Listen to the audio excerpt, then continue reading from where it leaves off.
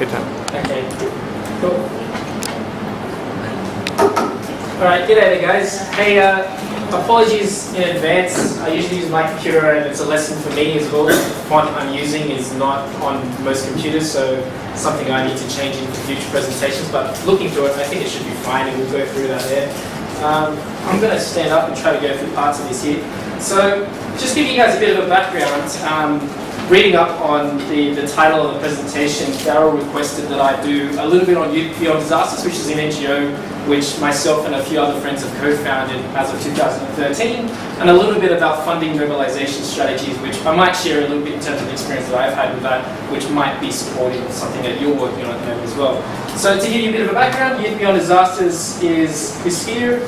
The organisation itself is founded upon many of the principles and the initial work of looking beyond disaster, so the forum that we're in here now at the moment, as well as through young people's involvement within disaster response scenarios. So for example, in New Zealand, in 2012, after the Christchurch earthquakes, 11,000 young people were mobilised through a movement called the Student Volunteer Army, which eventually changed to the Volunteer Army Foundation.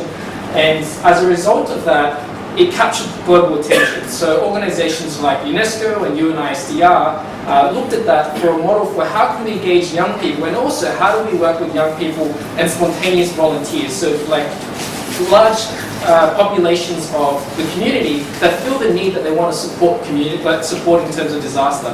These things are recognized as something that are inevitable in disaster scenarios now. It's something that communities have to cope with, and it's just about how do we work with the communities smarter and in a way that supports them to the recovery process. A part of that was the work through UNESCO previously around looking beyond disaster. So this was a picture from the first LBD event in Christchurch. So on one hand, it's looking at how do we actually engage specifically with young people and work with them. But on the other hand as well, what do we learn and what have we learned from their experiences and through that as well. So this was a forum that brought together young people from quite a few countries at that time there as well, to kind of have a dialogue similar to what we're having here now in terms of their experiences and developing action plans around that as well. So I'm glad to see that we're still continuing that today in what we're doing. So as you can see there, the mission in terms of what we're doing is to mobilize young volunteers in crisis. A part of it is around advocacy, which similar to Ronnie was sharing about before, lobbying to local governments, lobbying to ministries and for support, to deliver best practices in youth engagement at some events. So these are a few events that I've personally been involved in Rio+20 in Brazil, as well as in the fourth global platform in Geneva on disaster risk reduction, and to improve and motivate young people in terms of the work they do with disasters there. So that's the work that we do. It's an open network, and I can share, and if you'd like to have a chat afterwards after the presentation, we'd love to connect with you in terms of the work that you're doing.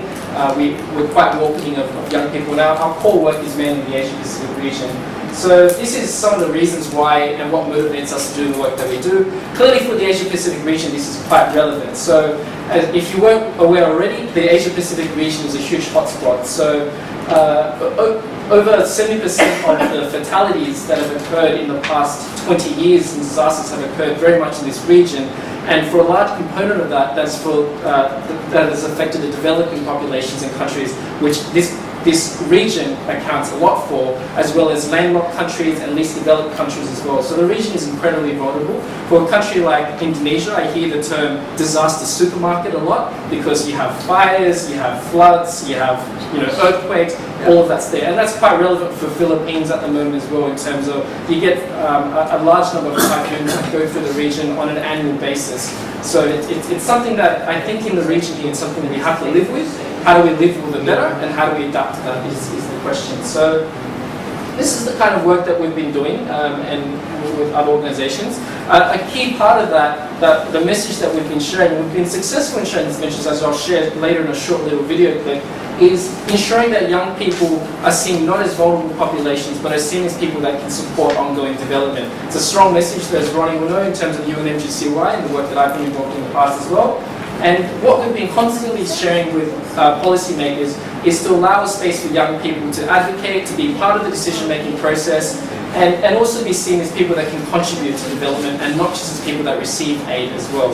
although there are populations that are obviously marginalized and ethnic minorities that don't have support, there's a large population, particularly in the Asia Pacific region, of young people that are willing and have the capability to help. So let's look at how we can harness that for sustainable development. So how is Youth Beyond Disaster structured? We're very much in a stage of development as well, so we're learning as we're going. We've only conceptualized as of 2013, so we're quite young. So if you are starting an organization, I think keep doing it. It's never too late, and there's a lot that you'll learn in the process which you'll be grateful for. This is how we kind of see our world in the organization. We have 3 core platforms, which are advocacy, education, and mobilization. For those in other areas, it's quite similar to research, policy, and practice. We didn't want to use those words, we used some different words, but it's quite similar to that. And the other 2 areas that we really need to develop and we're working on is the outreach. So how do we ensure that we have visibility for our projects and our message is heard by our policymakers? And the other part is the membership. So how do we actually nurture our members and ensure that they have pathways to development as well? So these are things that we're trying to work with at the moment in developing the organization. So what is an example of some of our advocacy work? One of the most prolific examples of our advocacy work is in the Children and Youth Forum at the World Conference on Disaster Risk Reduction. So at that time I was serving as the global focal point for disaster risk reduction for the UMH Group for Children and Youth, and Youth Beyond Disasters is one of the key implementing partners of that. So I'll show a short video clip of that event that we were involved in, where we brought together 200 young people from all around the world to come and share their views and share their best practice in the work that they're doing. And these are some of the private sector sponsors that we got on board there as well. So it's a fantastic event.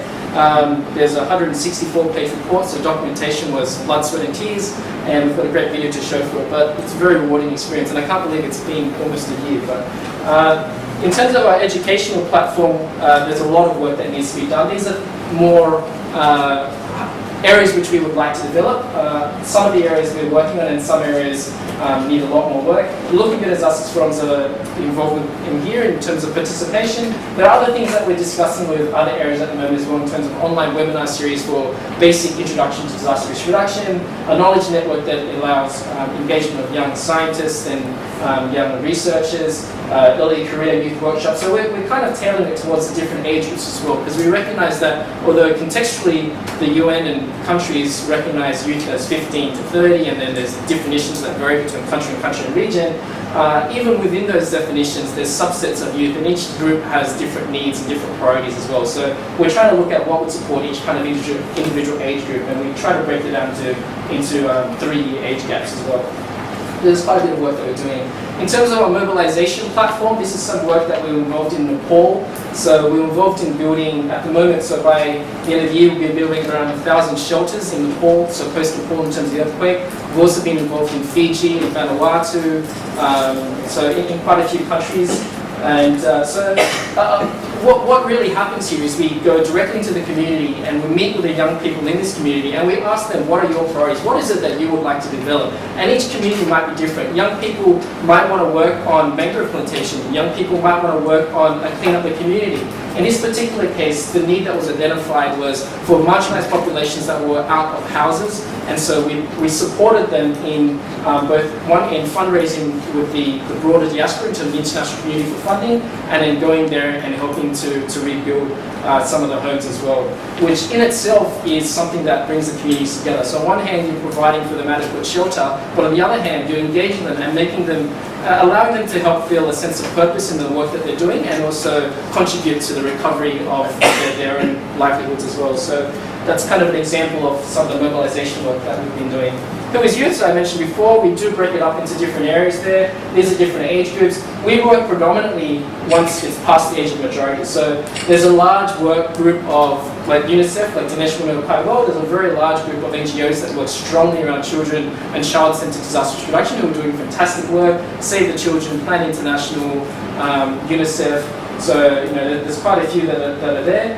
Our work is mainly around young adults, young professionals, and young experts. So these are the type of language which we're hoping and trying to introduce into the general context. So to recognize that we're all youth, but there's different parts of us, and there's different stages of our educational journey as well. Some of us are young people, but we're already working. We're working for government, we're working for ministries. We're not just youth, we actually have really valuable messages that we like to share. So these are the type of things that we're trying to do. Professor Baylor mentioned before, you can't do things alone, and that's very true. So the work that we're doing engages with a large number of partners. This is just a small subset, mainly around the youth-led partners that we're involved in. So Youth Beyond Disaster is a youth-led organisation, which means more than 50% of our decision-making is done by young people. And this is very similar for many of these organisations here as well, although we do work with much larger organisations like UNICR and other NGOs and agencies as well. But a large message which I'll share later on in the funding mobilisation strategies is build a coalition for the willing, which is making sure that you have people that are willing and able to support you as well, because you definitely can't do it alone. Along with that as well, so major groups, young people, children, youth are recognised as one subset within civil society, but there are many other broader civil society groups which you can engage with as well. So there's the women's group, there's the business groups, there's the industrial groups, there's the farmers group, which is in itself a unique group as well. Indigenous people are lobbying for another group for themselves. So, you know, there's these other very strong lobbying groups that you can connect with that can help support your work, and they have their own networks that might be able to support you as well. So I'd encourage you to connect more with them there. I know Ronnie can speak more about it as well, I can, and we can chat through that. This is more, so this message here was really to share and discuss that young people really need to be at the decision-making table. You know, this is young people deciding for themselves what they're going to be doing with the funds that have been supported for them and agreeing upon a course of action. This is really important. It's important for their own development as well. And so this is an example of us in Nepal working with the young people in the communities and coming up with their own action plans and strategy. That's Sam Johnson, who's a very good colleague and friend, part of Youth Beyond Disasters. We're in the process, this is still kind of working and fleshing it out at the moment. We're in the process of trying to come up with a methodology, how you work with young people and how you engage them and set up these structures after a disaster, and to set up volunteer distribution centres. So this is a concept which we're trying to work with. So we're familiar with the concept of welfare distribution centres, where people come to seek aid, seek food, seek shelter, but at a certain point in time in their own personal journey, people, regardless of whether they're young or old, will feel that I would like to contribute back to my community. This is my community. And so what we're trying to develop is this concept of a volunteer distribution centre, so that at that certain point in their own personal journey, they can decide to transition over, and we can look at how we can structurally integrate them into the response or the recovery efforts within that community. Because sometimes it takes a long time for the government and the other multinational agencies to get there, and the community needs to rely on itself. So we need to look at how we preserve that capacity within the community and how we develop that. So these are a few models which we're working with at the moment. Be sure to document your work. I promise I did not add that in. I think this is something from the beginning. We're learning very much that we need to capture our work, not just so that we can share it with others and start pitching for projects, but so that if we leave or if something happens, that institutional memory and knowledge is kept within the organisation. So amongst the group, we're trying to discuss with each other, what have you learned in your experiences in working in the field or in research, and we're trying to put them into words in terms of a policy or procedure which we can go forward as well. So this is part of the work that we're doing here now. That's us. That's some of the work right at the beginning in the Youth Beyond Disasters as well. This was more the Christchurch Student Volunteer Army, so predates Youth Beyond Disasters. This is probably the inspiration for parts of the movement, and that's us there. So just before I get into the next part around funding mobilisation, I just want to show a short video clip. I won't show all of it. You can go online to watch the rest of it, but just in terms of the work that we will engage with in Sendai.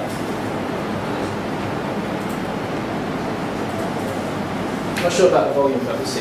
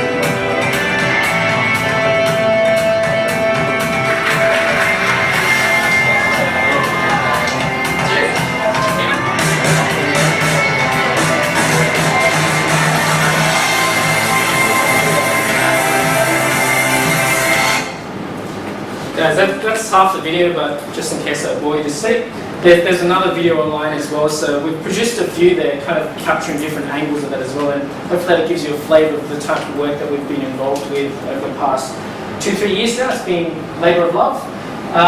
A lot of that work there, we're quite proud to say, was done completely youth-led. So we had 50 youth-led workshops as a part of that, where we invited international guest speakers, both young and intergenerational experts, to come and share their experiences in working with young people in the area that they're in as well. So our event itself spanned 7 days. In fact, our event was larger than the official event. So it was a lot of work involved and a lot of young people involved in putting that together. But I think there's a great opportunity for you to work in that area there, and even just to develop your own skills.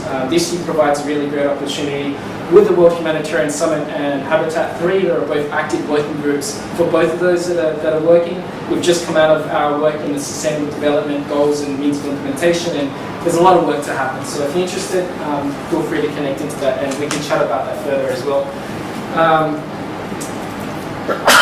So I'll just go into this one here now.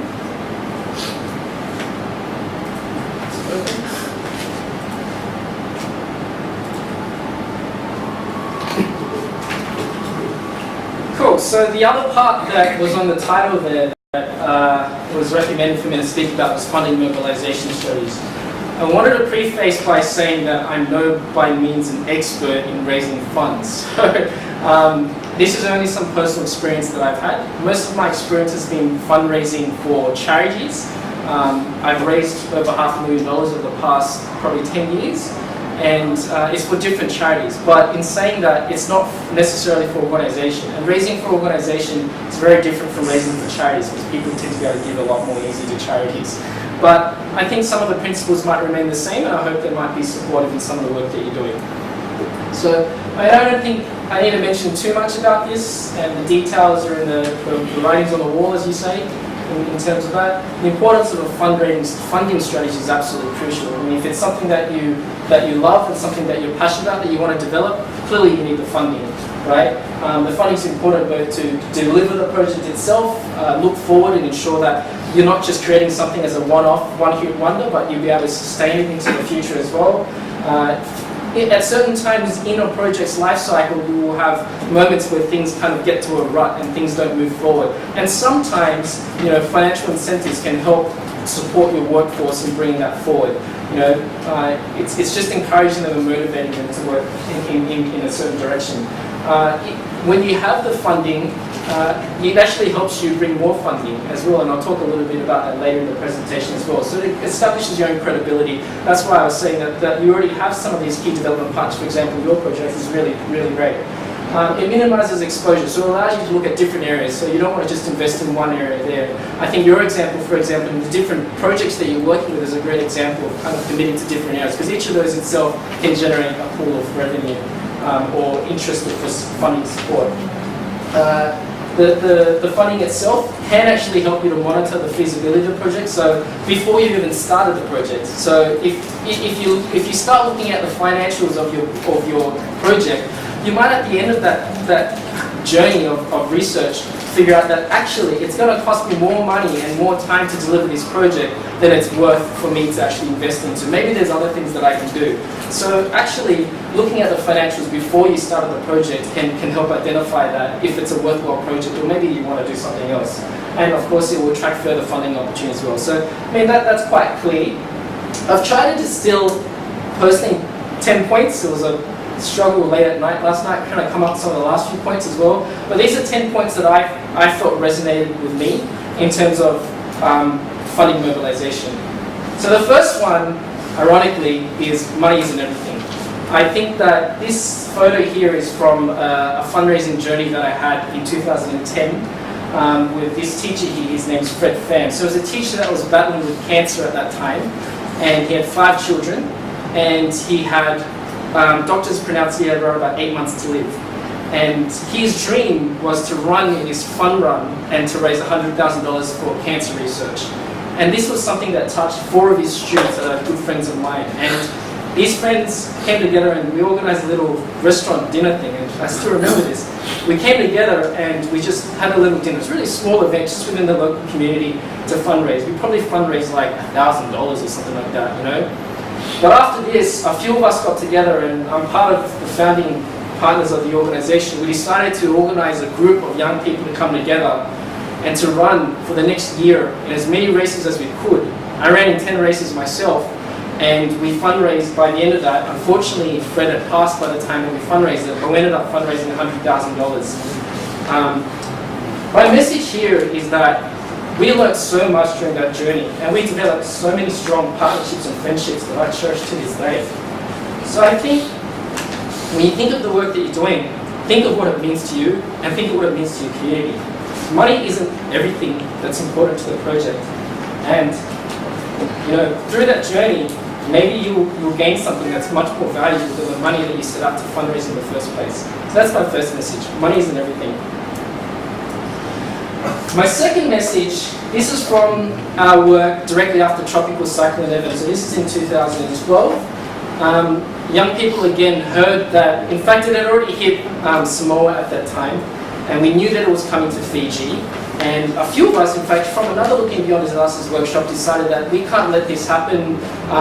We're young people, we can do something, let's get together. So a few of us came together. I flew over to Fiji. A group of us started as around about 6 people.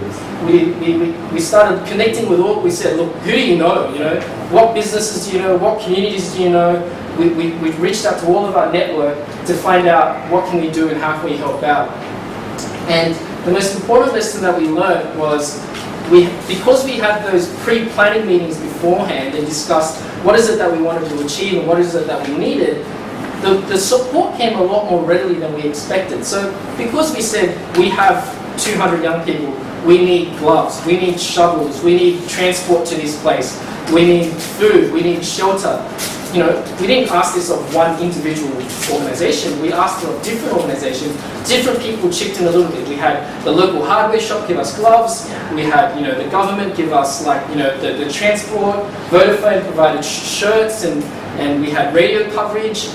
So, you know, little bits come together to make it happen. And a big part of that is coming down and breaking down what you need. You know, say specifically what you need and why you need it, and it will help you get there as well. And a part of that again as well is mentioning, if you know what you need and how, it helps you kind of decide how feasible the project is in the first place. Maybe there's too much, and there's maybe that you need to scale it down a little bit. So these things help.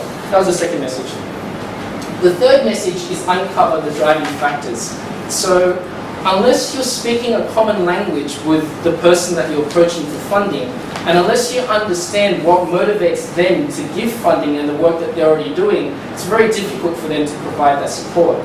A little bit of research beforehand into the organizations that you're approaching helps a long way. If you understand what projects they're already engaged with, if you understand what direction they're heading in, and what pools of funding they might already have accessible, these things really help for you to pitch for money a lot better. And this is just an example here. I mean, different organizations will have different priorities. A really good example of this, which highlighted this for me, was I have a good friend from the World WWF, so the Wildlife Federation. World Wildlife Federation. Sorry, so yeah, bit of a tongue twist, and sometimes I get mixed up with the wrestling one. But so my friend here was working. If I was not mistaken, he was working on endangered species of, I think it was tigers at the time, right? But what he was saying is, it's such a challenge in our organizational meetings. I mean, it's an organization that if you're in that area of kind of natural conservation, you aspire to be in. But at the same time, I mean, he's pitching for money internally in his organization for the tigers. His colleagues pitching for the turtles. Another friend's pitching for the orangutans. They're all pitching for the same pool of money. They all have different priorities, but they're all one organization. You know, so everybody has different priorities. So you want to kind of uncover the driving factors of what motivates a person and an organization. And if you can connect your project to that, I mean, if you went into an organization and started speaking around social cultural heritage UNESCO, they'd buy in, because that's what they do, right? So that's the third message that I was hoping to share.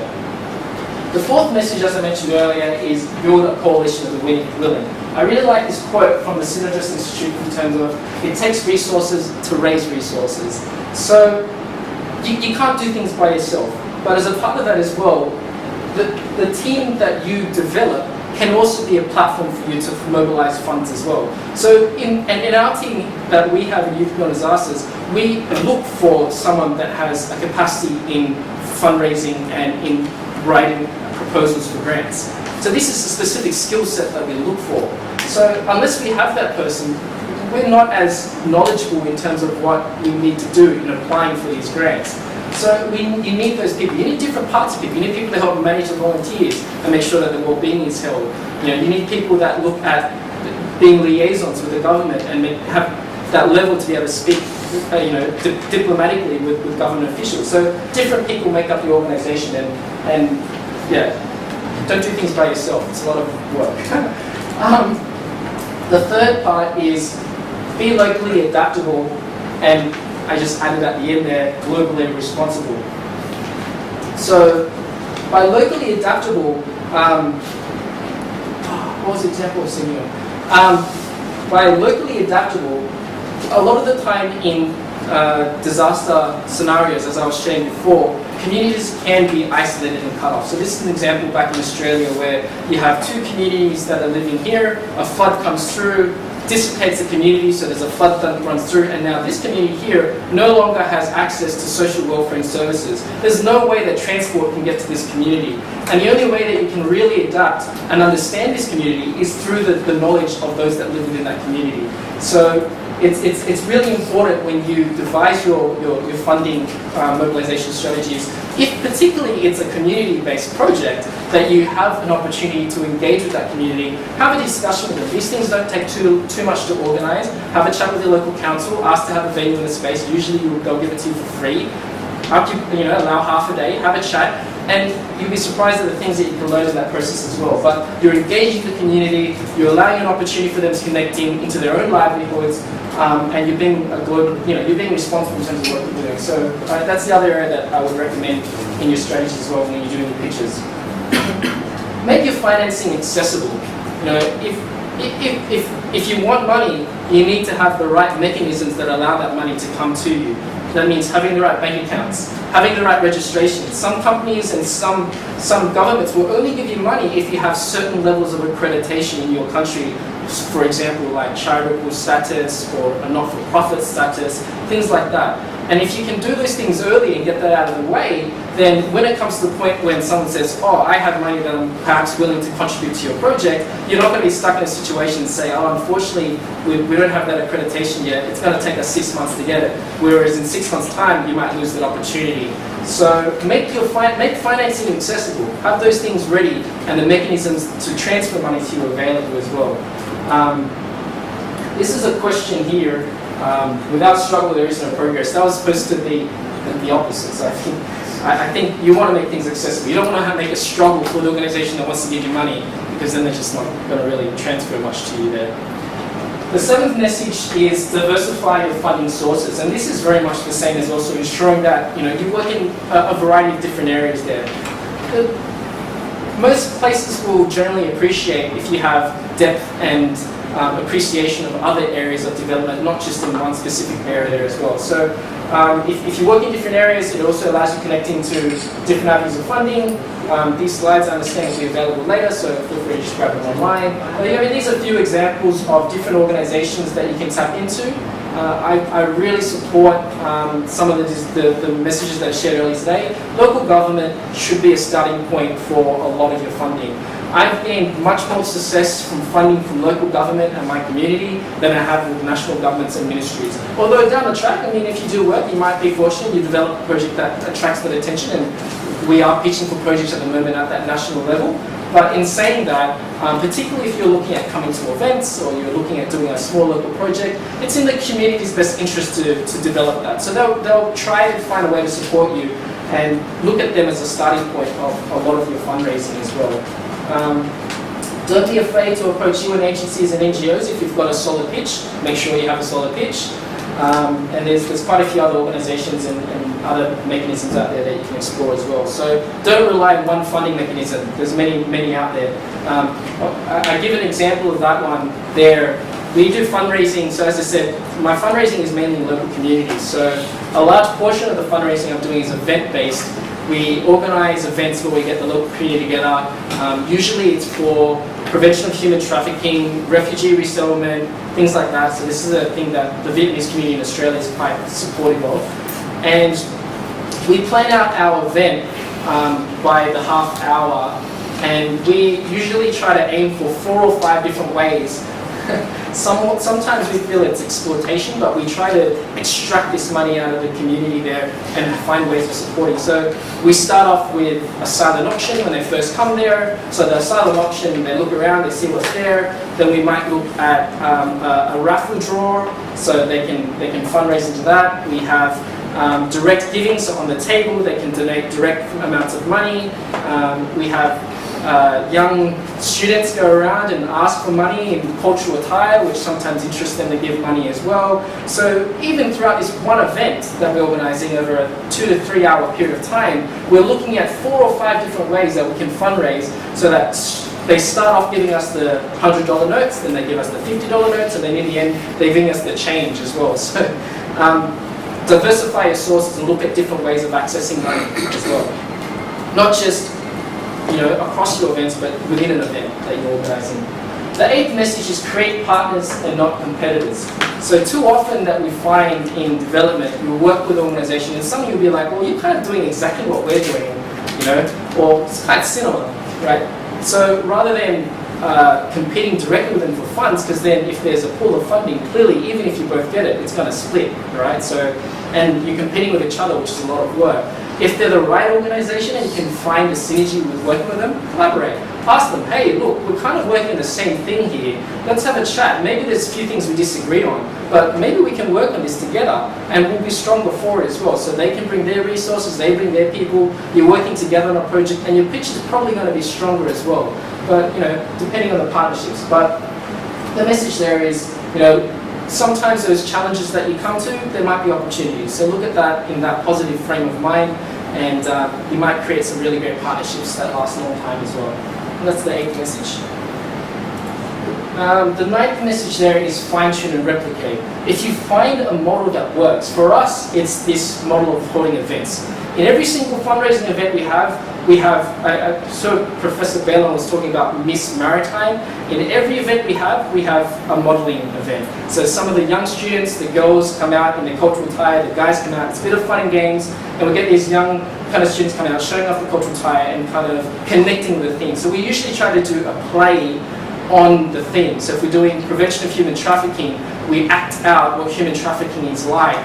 And these young girls and the students connect with that, and the community that's there feels more for the issue as well. So it's kind of an educational awareness session, but also an opportunity to fundraise. So for us, that works.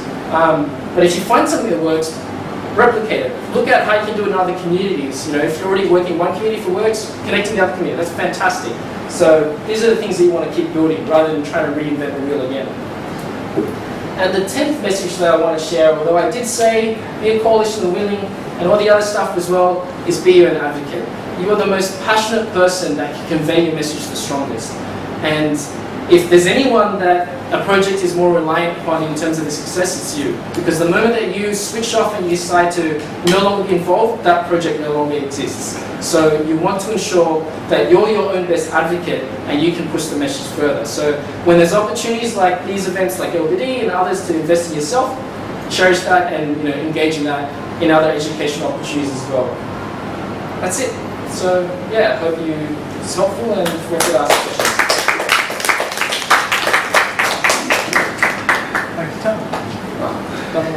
Thank you for a very good presentation. I have